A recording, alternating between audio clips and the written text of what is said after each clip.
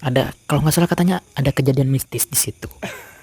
Tapi kita skip dulu karena emang videonya udah lama banget. Jadi mungkin video yang kedua ini cukup sampai di sini dulu. Jangan lupa like, comment, subscribe jika kalian belum.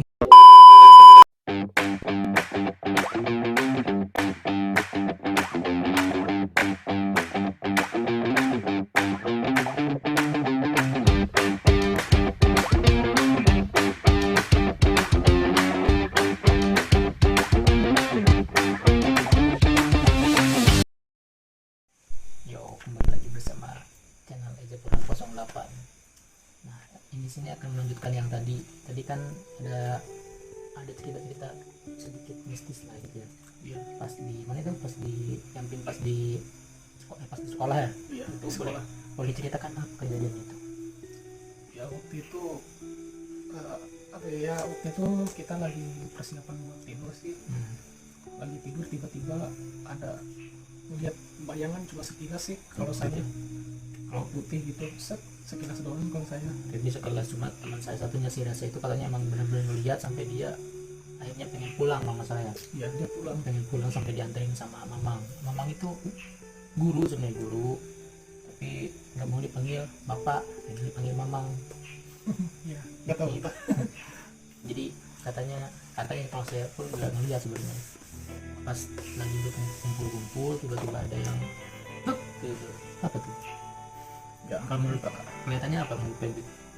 ya cuma Semacam bayangan apa ya? Cuma sekilas ngelewat doang sih gitu. Nggak tahu. Ya mungkin makhluk Allah yang lain yang nggak sengaja lewat. Terus selain itu ada lagi nggak cerita mistis yang lain di mana gitu? Kalau saya sih enggak, cuma waktu camping di mana di karet itu tuh temen tuh yang lihat siapa ya yang lihat Waktu kan sama. itu katanya ngeliat ada yang terbang. Oh iya. Masa si Rasa yang ngeliat. Iya, karena nggak tahu, rasa sering lihat atau aneh juga dia yang sering lihat. Iya nggak tahu lah, kalau saya sih nggak pernah lihat, cuma itu doang yang tadi. Jangan terlalu tinggal, emang udah malam juga, saya pulangnya lumayan seram. Nah ya, kita langsung kesini ke part selanjutnya aja. Sekarang nih, selama ini kan lagi apa ya, Feby kan kerja di rumah sakit gitu ya. Iya. Ditambah dengan pandemi yang sekarang sedang apa ya, wabah yang sedang terjadi, bagaimana sih menyikapinya gitu? Ya kita sih menyikapinya, apalagi saya di bagian IGD juga ya, jadi garda terdepannya.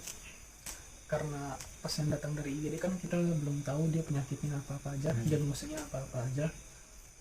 Tapi untuk mencegah hal yang tidak diinginkan kita memakai APD yang lengkap juga di IGD.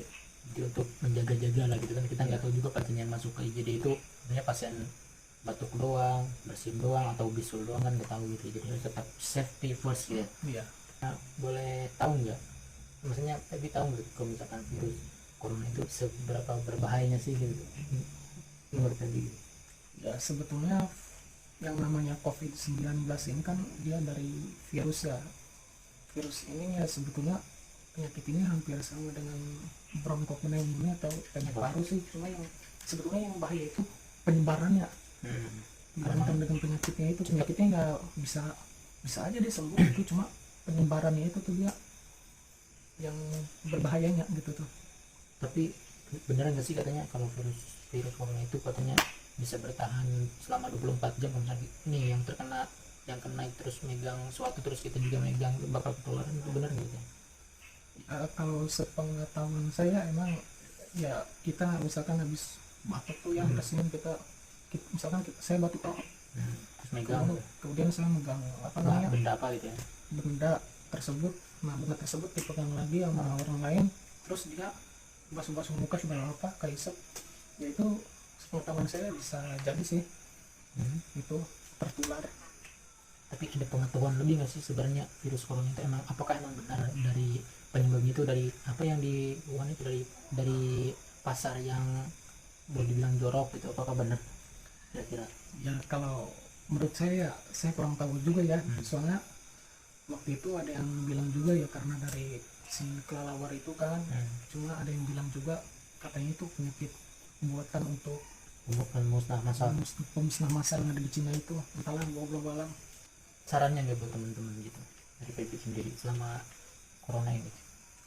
Ya intinya sih kita jangan terlalu terlalu panik juga sih ya untuk pasien corona. Nah kalau ada pasien corona juga kita jangan terlalu mengucilkan dia gitu tuh. Ya udah kita biasa aja gitu tuh. Yang penting kita Masih jaga jarak. Terus? ya, karena ya gitulah, tetap safety gitu. Kalau mau keluar rumah diimbau untuk memakai masker ya, cukup dengan masker kain, sering cuci tangan juga kalau mau makan segala apa, cuci tangan. Bukan karena corona aja sih, karena bakteri lain kan. Karena emang hadis juga emang ada kebersihan itu dari pagi yang daripada iman. Harus cuci tangan kan, biasanya banyak Kuman. bakteri kayak salmonella typhi kan, nanti jadi tipes lagi. Iya.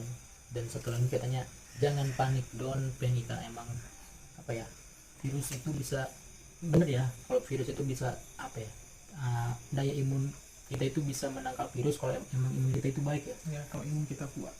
Virus corona pun bisa dicegah kalau misalkan emang imun kita baik dan nggak panik. Karena kalau setahu balik, bener nggak sih kalau misalkan kita panik, kalau kita panik imun kita bakal turun gitu, bener nggak tuh? Ya itu bisa jadi sih karena sugesti dari kita kan. Kita panik, takut, sugesti kita nggak baik, akhirnya kan Imunnya turun. malah justru penyakit itu datang sendiri. Nah intinya sih kita harus berpikir positif gitu tuh. Sama kayak jangan ngelamun, katanya kan ngelamun diri kita kosong gitu, tidak ada yang masuk. Habis. Itu kerasukan dan Mungkin ada lagi nggak yang mau ditambahkan buat teman-teman, harusnya selain cuci tangan terus yang lainnya gitu tuh? ya intinya sih menjaga kebersihan diri ya, bukan cuci tangan aja ya. Biasa kan mandi kita minimal kan 2 hari sehari gitu. 2 kali sehari. 2 kali sehari. 2 hari sehari gitu. Maaf. Ya. Terus ya, kalau cuci tangan sih, untuk cuci tangan emang lebih baiknya kita pakai sabun sama air mengalir gitu kan.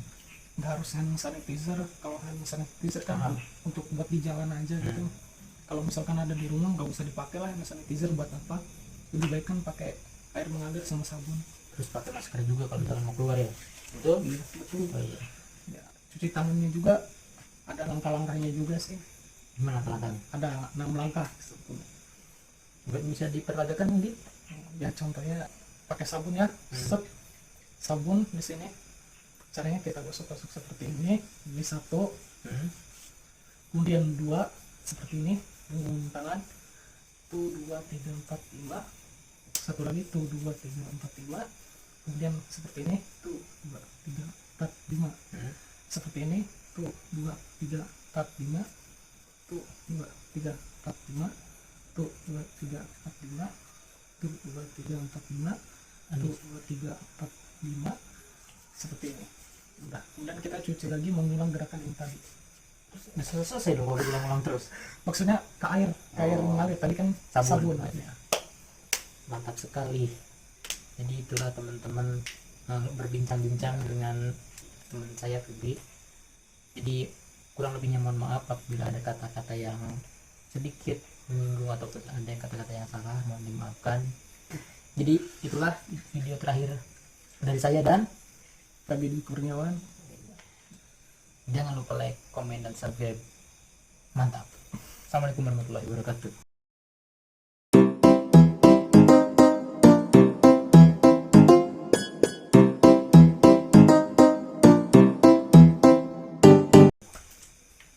Menit